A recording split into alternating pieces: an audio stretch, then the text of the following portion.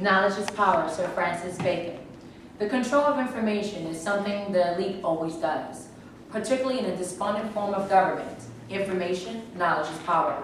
If you can control information, you can control people. Tom Clancy. This play is set in the year 44,753 BC.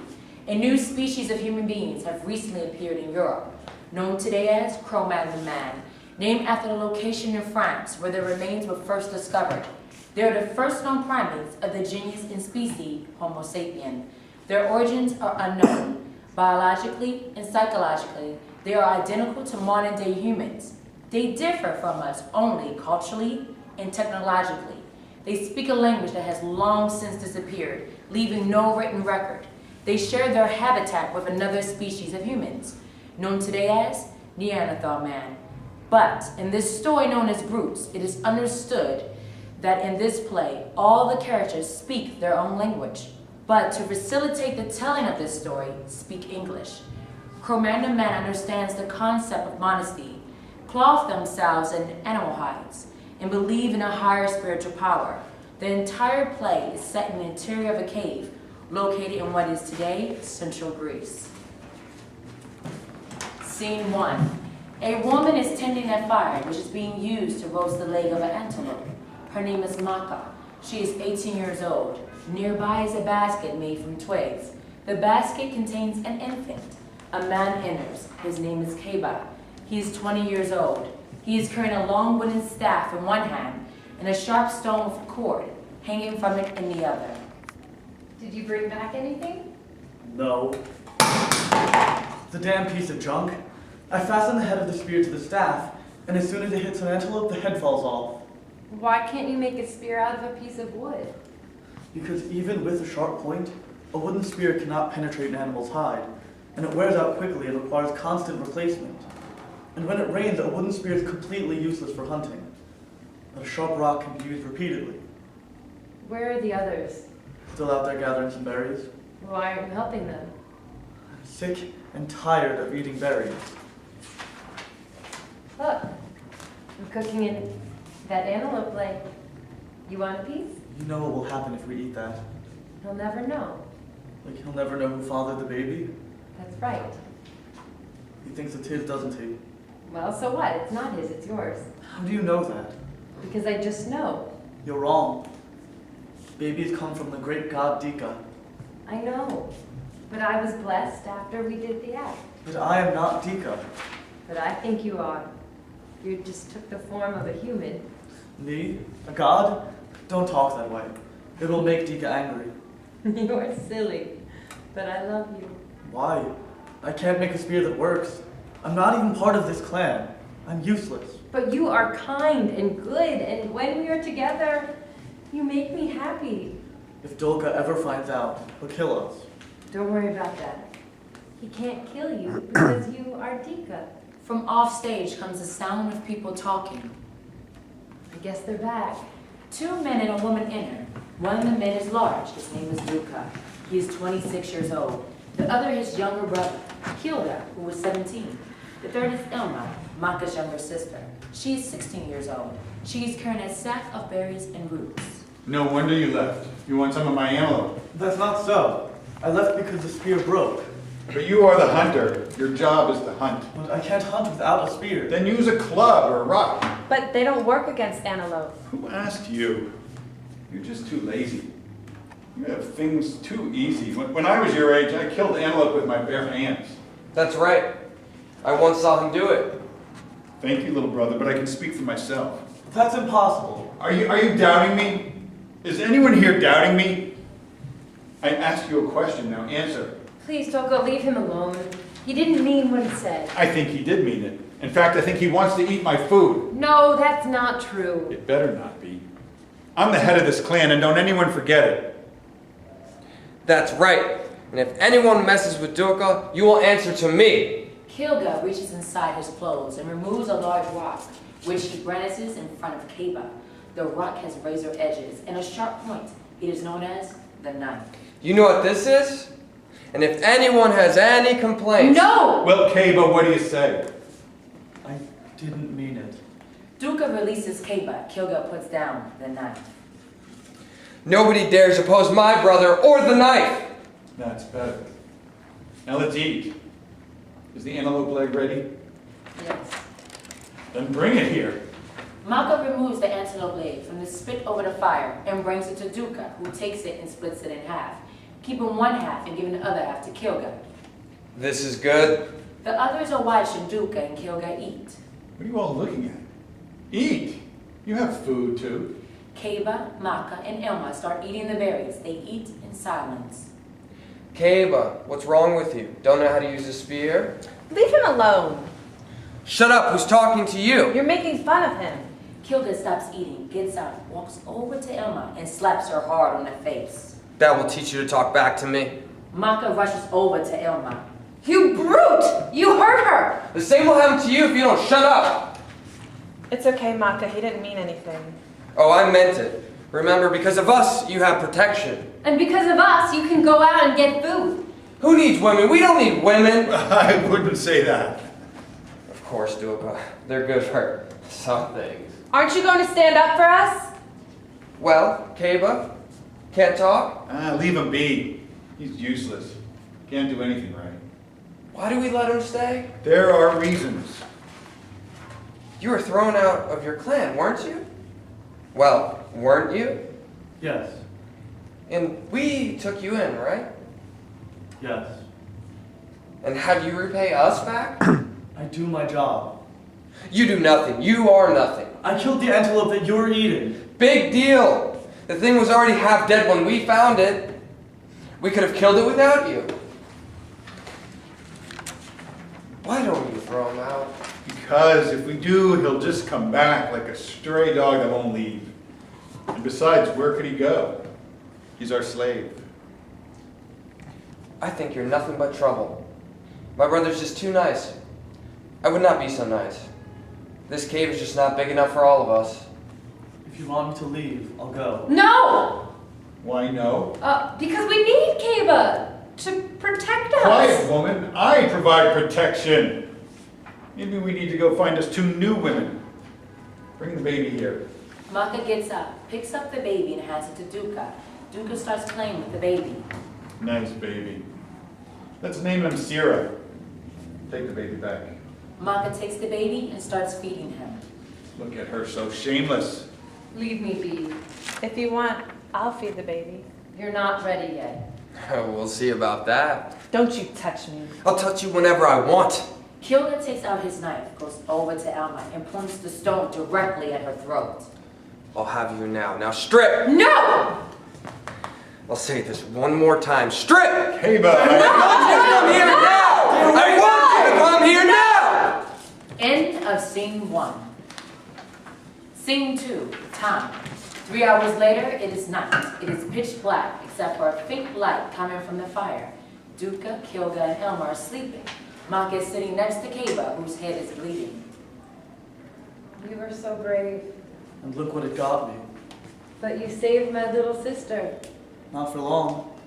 Kilga will have his way. He has the knife. But you are Dika, so you will help us. I've told you that I'm not Dika. I'm Kaba, a nobody. But you are a god. I know it. I can feel it. Here, feel it. Maka takes Kaba's hand and places it on her forehead. Feel how hot I am? Yes. Well, I only get that way for you.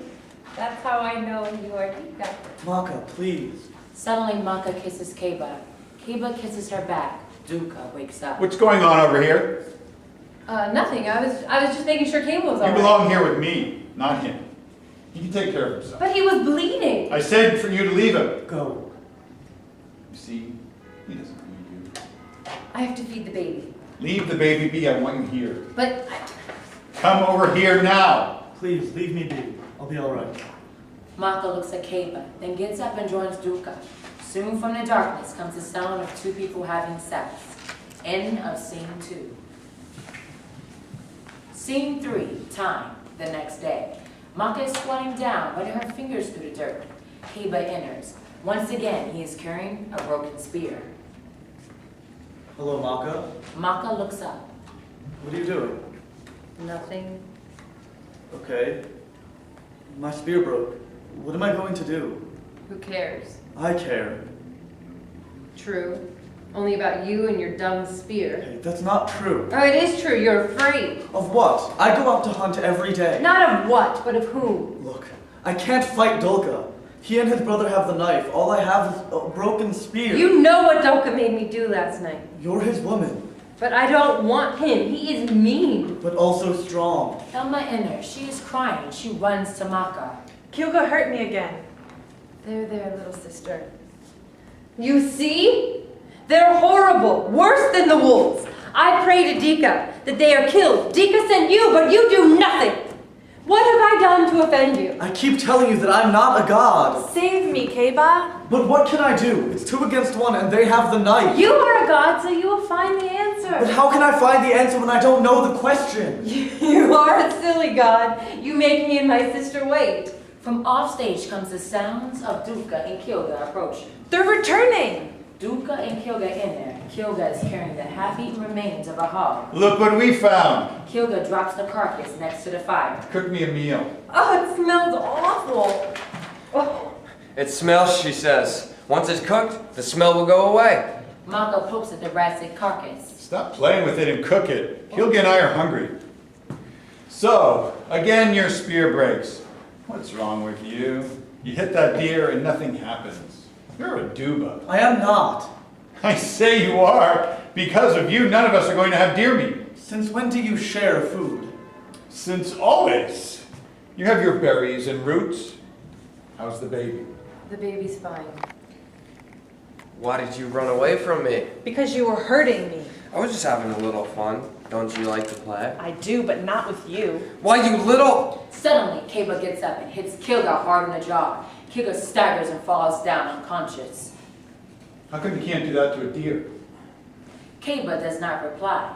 Duka gets up, walks slowly to Kaba, smiles at him, then punches him on the face, then on the stomach. No! Stop! End of scene 3. Scene 4, time, night. Light is coming from the fire. Duka is awake, standing. The others are sleeping. I must watch over all of you. You are all so bad. Dulka, why did you hit me? I had to teach you a lesson. Again. What lesson? To never talk back. You are so dense. I don't talk back. But you do. When? Every time you look at Maka, That's not talking. you talk with your eyes. She is my woman, not yours. I never said she wasn't. Well, don't you forget it, okay? Okay. You keep bossing me around, but I'm nothing. You're asking for another beating. The conversation awakes Maka and Kilga. I heard what you said to Kaba. Be quiet. What's going on here? We're just talking. Talking? After what that Basake Keiba did to me? Don't worry, he won't do that again, right, Kaba? Well, Kaba, You are so mean. and you are so disloyal. We have bigger things to worry about. Like what? That tribe of Baduke in the next Oh, village? you mean those ugly brutes? Maybe they're ugly, but they forage where we hunt. Well, then perhaps you should be talking to Kaba about that. Aren't you our protector? Yes, but you do the work while I do the protecting. Kilga, give me the knife. This is our protector, and I am the one who possesses it. Your talking awoke me. Hello, girly. Don't call me girly. You are girly because you won't let me make you into a woman. You're a beast.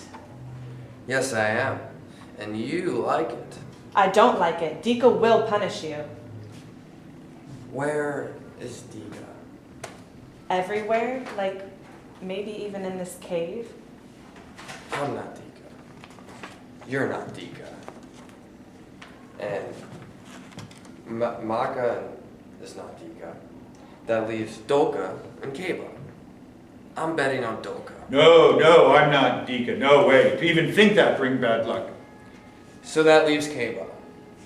And there's no way that Kaba can be a god. Yesterday, I proved I was god enough to give you a good whacking. You caught me by surprise! No, I did not. It was fair.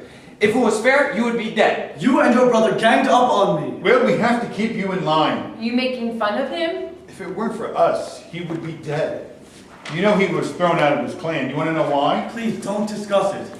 What's wrong, Kaba? Can't handle the truth? No, it's just... Just what? Why bring this up now? Well, maybe it's time for Maka to know. Whatever Kiba did won't mean anything to me. Well, you might feel differently after you're told. No, I will not. Okay, don't tell me later that I did not warn you. Please don't tell. I must tell to clear the air. 5 moons ago, Cousin Rigna asked me to do him a favor. He asked me to take in Kaba. I asked why. Rigna said that Kaba did something awful. I asked what he had done. Rigna told me that he had done Kili Jile with his son, Wilga. No, it's not true. I never touched That's Wilga. not what Rigna said. And Rigna never lies. But there was more. On the hunts, you were useless. You hunted with spears that broke just like with us. Rigna said that he wanted to put you into exile, which would mean death. But I said no. Let me take him and make him useful. When he is fixed, I will send him back. Rigna was so grateful that he promised to share the next 2 antelopes or deer he killed with me. So now he is indebted to me, and I will hold him to that debt. As for Kaba, he has to shape up so I can collect. All lies. Look at how you come to his defense. And yet you deny that you and Kaba have something going on. You didn't have to mention that stuff about Wilga. But it's true, isn't it? You believe it to be true, so my denials would be a waste of time. You're such a liar. I am not. Let's send him back to Wilga now. No, he stays until he's fixed. But what if you can't fix him? We'll talk about that later. End of scene 4. Scene 5. Time, the next day. Maka is tending to the fire. She is roasting vegetables. She is also running her fingers through the dirt, drawing different patterns. Kaba enters. He tosses a spear and the spearhead against the wall of the cave. No luck again? For me, no. I just don't know what to do about making sure the spearhead stays on the end of the shaft. Maka continues her drawing. Kaba watches her draw. What are you doing? I call it drawing. What are you drawing? I call them circles. It's like you're creating something in the dirt. Yeah, that's it. Maka continues to run her fingers through the dirt in ever smaller, concentric circles. Kaba watches, fascinated. Kipa kipa yadome, doma yage lagome, eke mege yadome, dora selva kiba de. What's that you're saying? Those are magic words that I learned from my mother. In our language, this is what they mean. Nature is great, respect the mysteries. Nature is boundless, grant me strength. She was very wise. You want to say them? Yes. Maka continues drawing the concentric circles. Kaba continues to watch, fascinated. Now you say the words with me. Kipa Kipa yadome, doma yage lagome, eke mege yadome, dora selva kiba de. Kaba continues to intently stare at Maka, running her fingers through the dirt. I got it. Thank you, Maka. You are wonderful. You got what? The answer. Thank you. You are a savior, my dear lady. You are the most beautiful creature on this planet. Oh, Kiba, I've never seen you so happy. Of course I'm happy. You made it so. How did I make it so? By opening up my mind and showing me the way. The way to what? I'll tell you later. Now it's time for me to go to work. Kaba grabs the spear and exits. End of scene 5. Scene 6, the next day. Maka is tending the fire. Duka, Kilda, Ilma, and Kaba enter. Kaba and Ilma are dragging the carcass of a large deer. Kaba is holding his spear. The shaft and the head are still attached. Look what we killed. There will be food enough for me and Kilga and even some for you, your sister and Kaba. Good work, Kaba. You did well. Kaba and Emma drag the carcass to the fire. We will eat meat for many days. You made the deer run toward Kaba. For that, we have only you to thank. Today, Kaba's spear did not break. That is excellent. Finally, Kaba will be the man I knew he could be. Now, Keba, I want to know how it is that this time your spear did not break. Well, Dulka, I'll be happy to show you. Suddenly, Keba hurls a spear at Duka, impaling him in the chest and killing him instantly. Before anyone can react, Keba rushes over to Duka's body and quickly removes the spear, which is now covered with blood. You killed my brother, I'll kill you! Kilga grabs his knife and lunges at Keba. Keba blocks Kilga's lunge with his spear. Kilga lunges again and Keba knocks the knife out of his hand with the spear. Keba points the spear at Kilga's throat. One more move and you die. You killed my brother. Don't kill me too. I won't if you obey me. Now get down on your knees. I'll do whatever you say. Kilga kneels. Well said, but can I believe you? Of course you can. Aren't we friends? Now he wants to be friends. Look at him begging for his life. You're not so high and mighty anymore, are you? Elma walks over to Kilga and slaps him hard in the face. Don't you ever touch me again, you hear? I won't. I promise. It is good that that is settled. Now, Kilga, I'm going to withdraw my spear. After I do that, you will join Maka and Ilma. I have something to say to all three of you. Keba slowly withdraws the spear. Kilga slowly gets up and joins Maka and Ilma. Ilma gives Kega a shove. You're disgusting. Enough of that. As of this moment, we are all friends. All of you sit down. As of this moment, I declare myself king of the world. I do this with the permission of Dika, who last night came to me in a dream and showed me the way. All I do will be in the service of Dika. Dika chose me to be king. You will refer to me as King Keba. King Keba, I knew you were a god. No, Maka, not a god, but one who has communed with God. Those who do not believe will suffer Dulka's fate. You, Maka, will be my queen. Ilma will be my chief of security, and you, Kilga, will be my high priest. The little baby known as Sira, I now declare prince and my lawful heir. He will be known as Keba II, or K2 for short. Now you will all swear allegiance to me. Rise, extend your left arm in front of you, raise your left thumb in the air, and repeat this after me. In the name of Dika, I hereby swear allegiance to Keba, and freely accept him as my king. Now all of you will repeat it. In the name of Dika, I hereby swear allegiance to Keba, and freely accept him as my king. Now relax your arms. As further proof of your sincerity, each one of you will step forward and bow to me 3 times.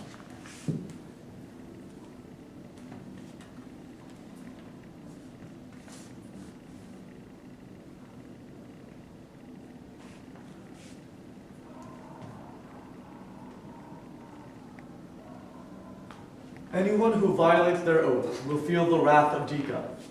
As chief of security, you will be in charge of the knife. Anyone who refuses to show proper respect to me or to Dika, you will kill. You will do this without hesitation and without warning. Do you understand? Yes, King Keba. That is good. Fetch the knife and give it to Ilma. Yes, King Keba. Kilga goes and fetches a knife and gives it to Ilma. All are forbidden to go near or touch the spear. Only the king may examine and touch the spear. Also, each morning and evening, we will give thanks to Dika for showing me the way and for making me your protector. Kilga, as chief priest, at the appointed times you will say this prayer. O Dika, God of wonders, creator of everything, we implore you to bless and protect our king, Keba, and his heir, Keba II. Now, Kilga will lead us in prayer. O Dika, God of wonders, creator of everything, we implore you to protect our King Keba and his heir Keba II. The response to this prayer is Adabe. Please say that. Adabe. That is good. We will recite that prayer every morning and evening. You may sit. I now order that Dulka's body be removed from this cave and fed to the wolves. As of this moment, his name will never be uttered again. In the name of Dika, that is my order. Kilga and Emma get up and grab Duka's corpse and drag it off stage. Keba goes to K2, lifts him up over his head, and laughs and smiles. I do this all for you. End of scene 6. Scene 7, night. Maka and Kaba are laying together. Kaba is sleeping, Maka is awake. King Kaba, please wake up. She nudges him softly. Kaba awakes. What is it? I was having a wonderful dream about a world where there is peace. I'm sorry, King Kaba, but I have to talk to you. In bed, you don't need to call me king. Kaba kisses Maka on the cheek. Thank you, Kaba. Now, what is it? Today, many things happened and many things were said. Did you mean what you said? Yes. Even that you communed with Dika? Yes. And that Dika showed you the way? Yes. But did I not show you the way? You opened my mind so that Dika could enter. When I was making the marks in the dirt, you discovered something. Yes, I did. And you told me you would tell me later? Yes, I did. Would you tell me now? Kaba stares at Maka for a moment. My dear Maka, do not trifle with me. You are my queen and my wife. Through you, I made a discovery. And because of that discovery, I have a weapon that no one else in the entire world has. But it was Dika who opened my eyes. Do you understand? I think so. You think so? Have I not expressed myself clearly? I understand your words, but I don't understand their meaning. Dika is guiding me. So your spear is, let's say, divinely inspired? Yes, it is. Because of Dika, I discovered how to fasten the head of the spear to a shaft so that the head does not fall off. No one in the whole world knows how to do that except me.